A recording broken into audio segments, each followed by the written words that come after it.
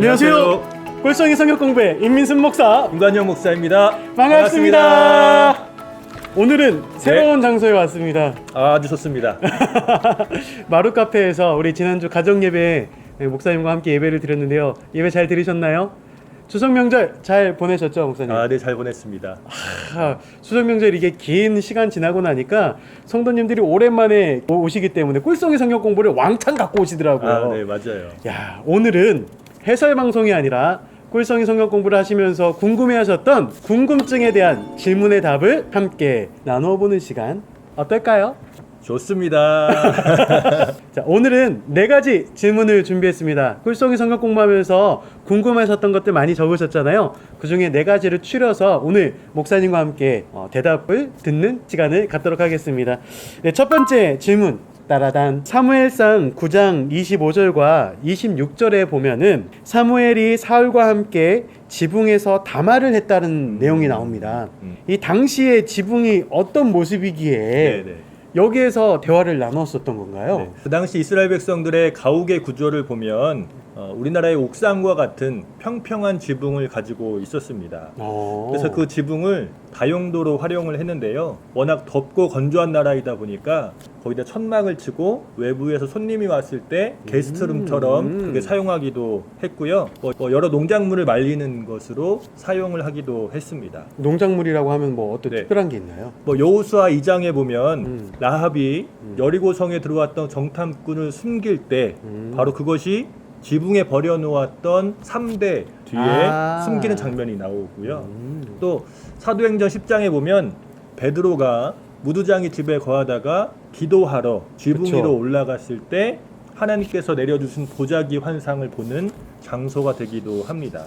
지붕이 평평했던 거죠. 네, 다용도 공간이었던 거죠. 우리나라 사람들 이렇게 생각하면 지붕이 좀 이렇게 뾰족할 거라고 생각을 하는데 네네. 그곳에서는 평평한 지붕이었기 때문에 손님이 오시면 자, 이곳에서 함께 담소를 나누시죠 라고 했다라는 거죠. 네, 맞습니다. 네, 질문 해결. 네, 두 번째 질문입니다. 사무엘상 13장 20절에 온 이스라엘 사람들이 각기 보습이나 삽이나 도끼나 괭이를 버리려면 블레셋 사람들에게로 내려갔었는데 라는 말씀이 나옵니다. 여기에서 보습은 무엇인가요? 또 22절에 싸우는 날에 백성의 손에는 칼이나 창이었고 사울과 그의 아들 요나단에게만 있다라고 하신 이유가 무슨 이유인지 궁금해서 질문을 남겼습니다. 일단 보습은 사실 저도 잘 모르는데 찾아보니까 넓적한 쇠를 앞에 달아서 쟁기와 같이 쓰여진 농기구라고 합니다. 이렇게. 네. 당시에 이스라엘 백성들은 청동기 문화였거든요. 네네. 그래서 철기를 다룰 수 있는 기술자들이 없었고 무뎌진 농기구들을 날카롭게 철을 갈려면 이제 철기 문명을 가지고 있었던 블레셋에 내려가야만 했습니다. 이게 벼린다라고 하는 게 이게 네, 금속을 이렇게 가는 게 네, 벼리는 맞습니다. 건가요? 무뎌진 것을 날카롭게 하는 것이죠. 블레셋 가야만 그게 날카로워질 수 있다. 네, 그러니까 블레셋은 철기 문명이었고, 거기는 기술자가 있으니까. 네, 맞습니다. 그래서 그러니까 경제적으로 예속되어 있는 것을 볼 수가 있고, 그렇죠. 자, 그러다 보니까 아직 무기가 변변치 않았던 것이죠. 백성들에게까지 쇠로 된 칼이나 창을 내어줄 수 없었던 것이었고, 사울이나 그 아들 요나단만 쇠로 된 칼이나 창을 가지고 있었던 것입니다. 왕가 정도 돼야 철기 이 무기를 갖고 있었던. 네네네네. 네, 두 번째 고민도 해결. 네, 우리 세 번째 질문 나옵니다. 로마서 9장 33절에 보면은 보라 내가 걸림돌과 거치는 바위에 시온을 두노니 라는 말씀이 나와요. 여기 보면은 걸림돌과 거치는 바위가 나오는데 이게 무슨 뜻인지 이해가 안 된다라고 합니다. 이 말씀은 이사야서 28장 16절을 인용해서 사도 바울이 로마서에 논증을 해 나가고 있는 것인데, 이사야서 28장에 있는 말씀은 거짓 선지자들에 대한 경고의 메시지입니다. 그러니까 거짓 선지자들은 예루살렘이 절대로 망하지 않을 것이고 하나님께서 보호하실 것이라고 말씀했어요. 지금 하나님께서는 예루살렘을 심판할 것이다라고 심판의 메시지를 선포하고 있는데, 거짓 선지자들은 절대 그럴 일이 없다라고 이야기하는 것이죠. 그렇죠. 달콤한 말로 백성들의 귀에 또 그 마음을 속이게 되는 것입니다. 그렇죠. 자, 로마서 9장에 있는 말씀은 이 말씀을 인용하면서 구원이 행위로부터가 아닌 믿음으로 말미암음을 설명하고 있습니다. 지금 너희들이 율법을 지키고 있으니 너희들은 괜찮아, 안전해, 구원받을 거야 라고 말씀하는 거죠. 하나님께서는 거기에 걸림돌과 거치는 바위 그리스도를 주셨다는 거예요. 그래서 거짓 선지자들로 하여금 거치는 돌에 부서지고 깨어져서 망하게 될 것이라고 이야기합니다. 자, 그래서 로마서 말씀에 보면 그리스도를 믿는 자는 결코 부끄러움을 당하지 아니할 것이라고 말씀하고 있는 것이죠. 세 번째 질문의 답은 이 걸림돌과 거치는 바위는 누구?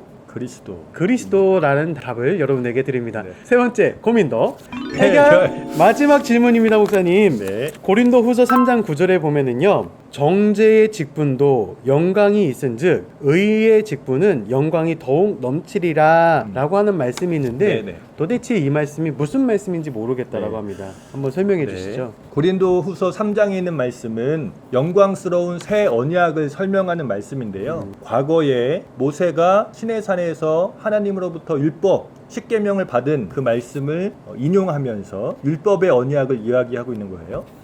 출애굽기 34장에 보면 모세가 시내산에서 10계명을 받아 내려오는데 얼굴에서 광채가 났다고 그쵸. 말씀하고 있습니다. 백성들이 두려워서 피하자 모세가 수건으로 자신의 얼굴을 가리었다는 것이죠. 네. 고린도후서는 이 말씀을 인용하면서 모세가 얼굴을 가린 것은 결국에 없어질 영광을 백성들로 하여금 주목하지 못하도록 하기 위해서 하나님의 영광만을 바라보게 하라는 거죠. 네. 율법의 직분이 정죄의 직분이거든요. 그러니까 율법을 통해서 죄를 깨닫게 하는 것, 율법을 통해서 우리의 죄를 정죄하는 기능이 있습니다. 그 정죄의 직분도 그렇게 모세의 얼굴이 빛날 만큼 영광스러운 것인데 의의 직분, 십자가를 통해서 맺어주신 하나님 나라의 영광은 얼마나 더 크겠느냐라고 말씀하는 것이죠. 모세가 율법의 직분에 주목하지 못하게 하기 위해서 그 수건으로 그 빛을 가렸다는 것이죠.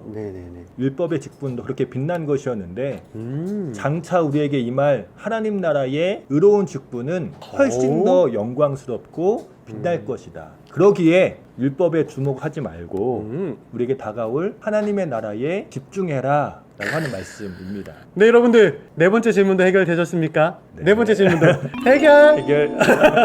네, 오늘 40회차는 이렇게 질문을 가지고서 함께 나누어 보았습니다. 네 가지의 질문에 대한 해설이 잘 이해가 되셨는지요? 우리 꿀송이 성경 공부 한 번 할 때마다 여러분들 힘이 팍팍 나셨으면 좋겠고요. 이 세상의 영광이 아니라 하늘나라의 영광을 바라보면서 앞으로 계속 전진해가는 우리 삼성제일교회 우리 성도님들 되시기를 예수님의 이름으로 축복합니다.